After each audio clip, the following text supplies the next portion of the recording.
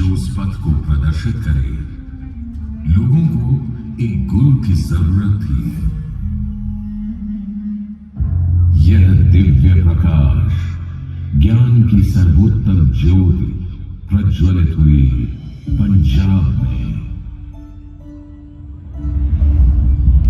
सन 1469 कार्तिक पूर्णिमा की रात जगमगाते चंद्र की रोशनी में तलवंडी गांव में एक बालक का आगमन हुआ।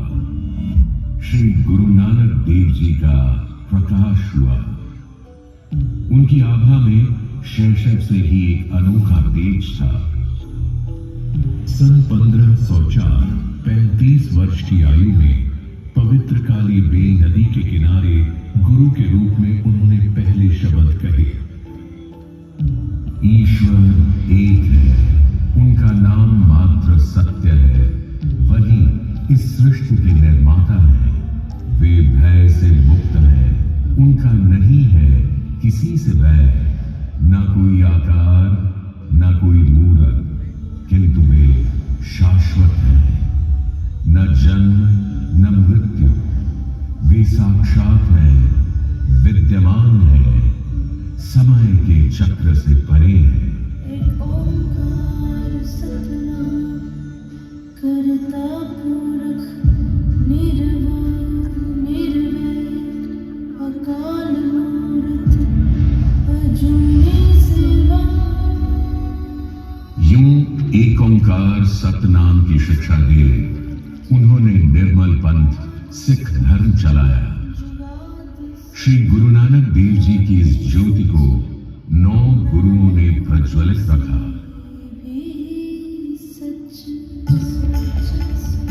श्री गुरु अंगद देव जी ने श्री गुरु नानक देव जी की वाणी को संभाला।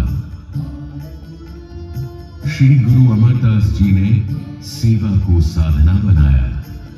उन्होंने लंगर की पवित्र परंपरा को पंगत के रूप में जन जन के मन तक पहुंचाया।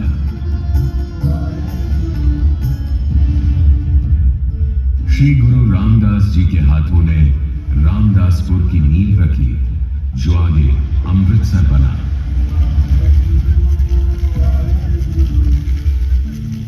श्री गुरु अर्जुन देव जी ने सभी गुरुओं के ज्ञान को, सच्चे पथ को आदि ग्रंथ की रचना कर समाहित किया।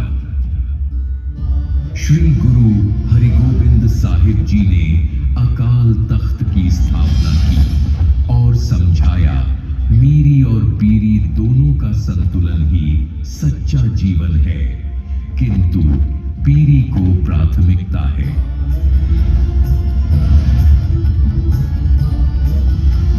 श्री गुरु हरि राय जी और श्री गुरु हरि कृष्ण जी ने करुणा, दया और सेवा को धर्म का आधार बनाया।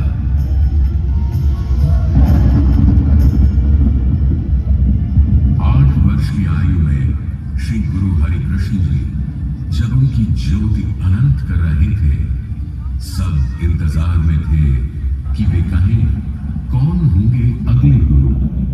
गुरु जी ने केवल 2 शब्द कहे, बाबा बकाला।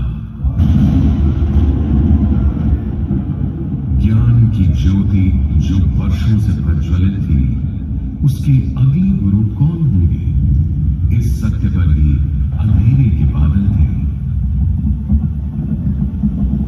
मक्खन शाह लुबाना, एक सिख व्यापारी, बीच समंदर में तूफान के बीच फंसे हुए थे। तब उन्होंने गुरु को गुहार लगाई, अगर सब सलामत रहे तो वे गुरु को सोने की 500 मोहरें अर्पण करेंगे। गुरु ने बेड़ा पार लगाया।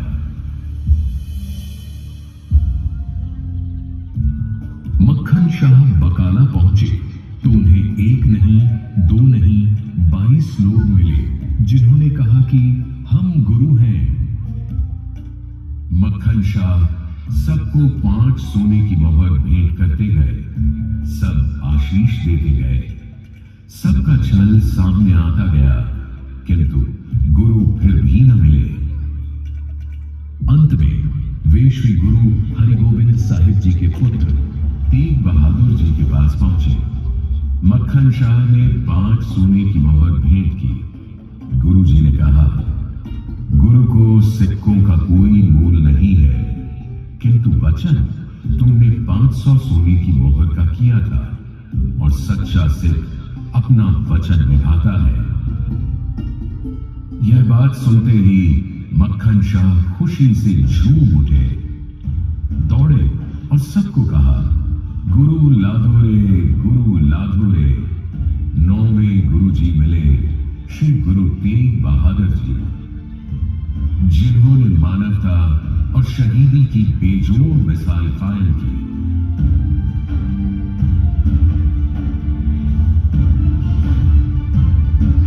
श्री गुरु हरि गोबिंद साहिब जी और माता नानकी के सबसे छोटे पुत्र थे त्यागमाली।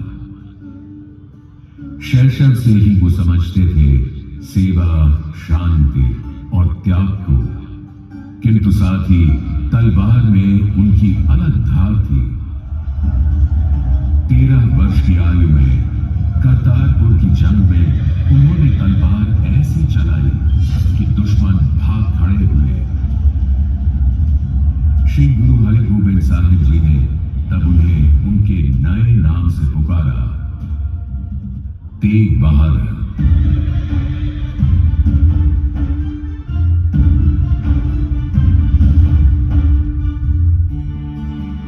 तेग बहादुर जी पिता की सेवा में, लोगों की सेवा में बकाला में व्यस्त रहे।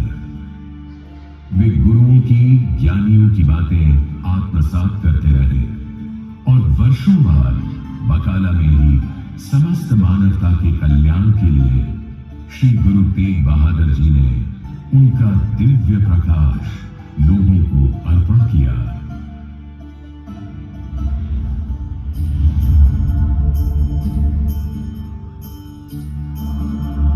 उनके ज्ञान को, धर्म के संदेश को, करुणा के मर्म को सब तक पहुंचाने वे यात्रा करते रहे, उत्तर से पूर्व की ओर।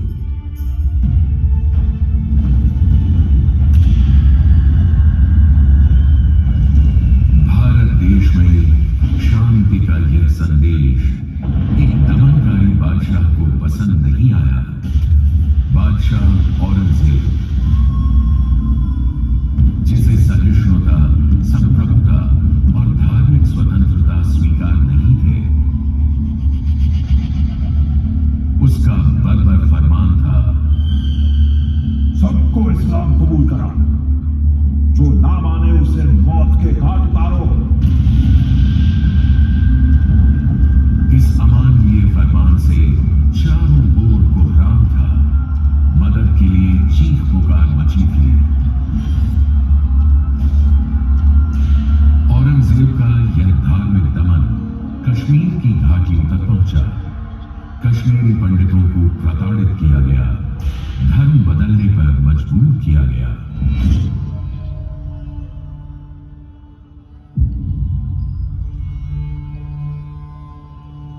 अपने जीवन की रक्षा के लिए आस्था को संरक्षित करने कश्मीरी पंडित श्री गुरु तेग बहादुर जी के समक्ष आनंदपुर पहुंचे। उन्होंने गुरुजी से गुहार लगाई, धर्म की रक्षा हेतु। इस याचना से गुरुजी ने मुंह नहीं फेरा, बल्कि धर्म की रक्षा के उत्तरदायित्व को सहर्ष स्वीकारा। वे जानते थे इसका परिणाम, किंतु उनका वचन अटल था। औरंगजेब यह सह न सका। उसने गुरुजी को गिरफ्तार करने का हुक्म दिया। श्री गुरु तेग बहादुर जी की तलवार से सारे दमनकारी कांप उठते, किंतु उनका निर्णय था, तेग नहीं, त्याग। धर्म की रक्षा के लिए तलवार की नहीं, सत्य की आवश्यकता है। उनके 3 साथी, भाई मतिदास जी, भाई सतीदास जी और भाई दयाला जी के साथ गुरुजी को आगरा में गिरफ्तार कर दिल्ली लाया गया। दिव्य तेज के साथ श्री गुरुजी दिल्ली आए। दानवी मन कहां उजाले को समझ पाते हैं, तेज को उसकी आंखें सह नहीं पाती। दिल्ली में गुरु तेग बहादुर जी को बंदी बना लिया गया और कहा गया, अपना चमत्कार दिखाओ या फिर इस्लाम को स्वीकार करो, वरना रूह कांप जाए ऐसी मौत के लिए तैयार हो जाओ।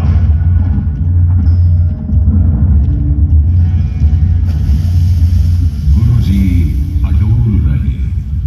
वे कैद में भी अनेक शब्दों की रचना करते रहे, अड़े अमर सत्य के पथ पर रहे।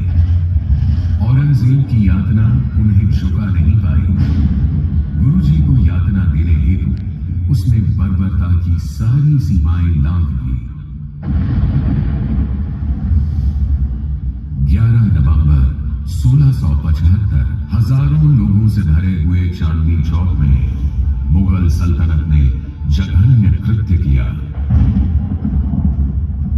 भाई मतीदास जी को सबके सामने लाया गया। उन्हें इस्लाम कबूल करने के लिए विवश किया गया, किंतु वे स्थिर रहे। लकड़ी से बांधकर आरे से चीरकर उनके शरीर के 2 टुकड़े कर दिए गए। शहीदी के समय भी वे अडोल अपने मन में जपजी वाणी का पाठ करते रहे।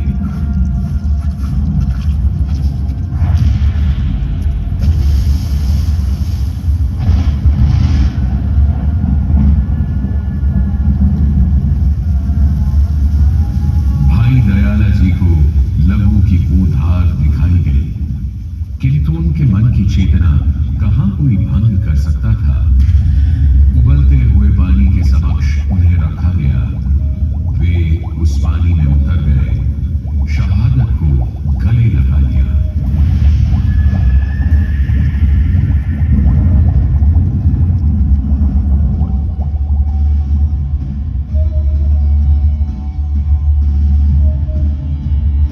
भाई सतीदास जी को रुई में लपेटकर आग लगा दी गई, किंतु वे स्थिर रहे।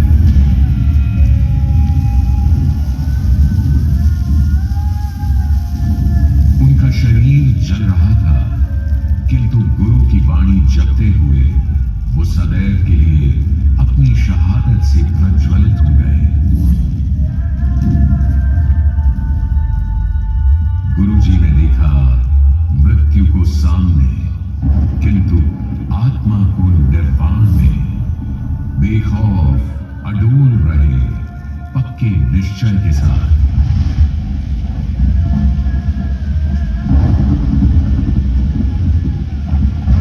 दिल्ली के चांदनी चौक में लाल किले के पास उनके शीश पर तलवार गिरी।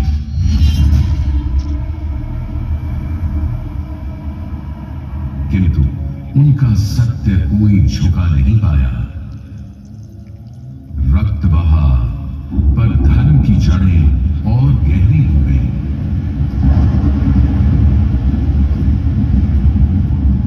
श्री गुरु तेग बहादुर जी ने सहज भाव से शहादत स्वीकार की।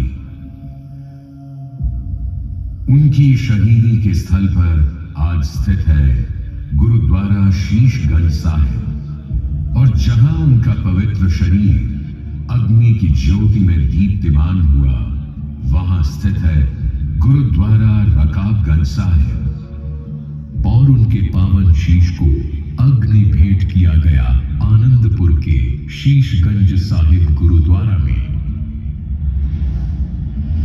तिलक जनेऊ कभी उन्होंने धारण नहीं किया था, किंतु तिलक और जनेऊ की रक्षा के लिए उन्होंने शहादत दी।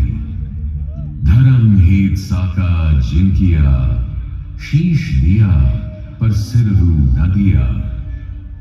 उनकी शहादत गुरु की ज्योति का अनंत विस्तार था, जिसका दर्शन हिंद के जन जन को, कण कण को मिला। वो ज्योति अब केवल ज्योति नहीं, वो अब थी हिंद की चादर। धन्य श्री गुरु तेग बहादुर जी।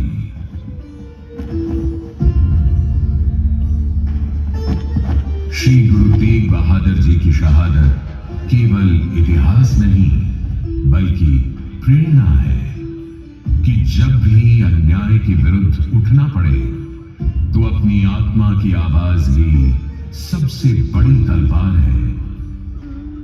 यह स्मरण है उस सीख का जो अंधकार से प्रकाश की ओर, भय से साहस की ओर और भेद से एकता की ओर ले जाती है। यह स्मरण है सिखों के समस्त मानवता के गुरु श्री गुरु तेग बहादुर जी का।